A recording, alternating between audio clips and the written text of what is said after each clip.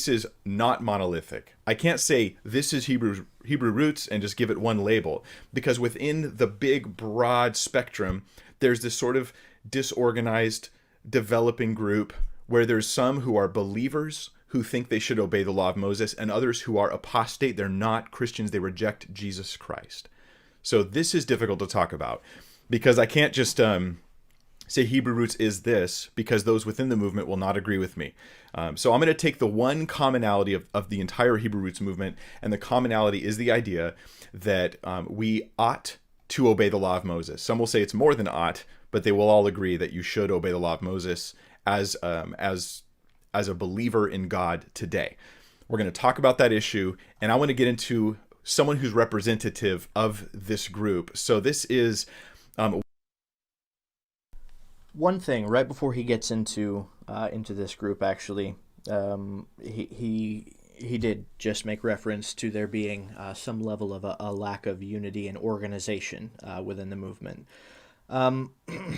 If you accept what he has laid out, then sure, yeah. But again, the same argument could be made about Christianity in that how many denominations are there of Christianity? So if we apply the same standard that he is now building for the Torah Observant movement, and we apply that to Christianity, what are we going to find is that there is no organization within Christianity.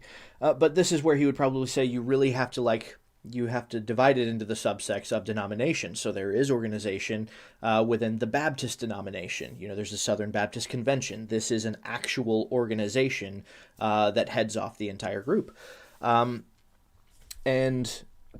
that is also true for the Messianic community. As a matter of fact, if I can reference my notes here. The MJAA, the Messianic Jewish Alliance of America, actually has a blatant and well laid out statement of faith concerning the messiahship of Yeshua, actually, where he's going to later make reference to the unwillingness of Torah observant believers to address the epistles, which we'll get to that when we get to it. But there are even some citations from the epistles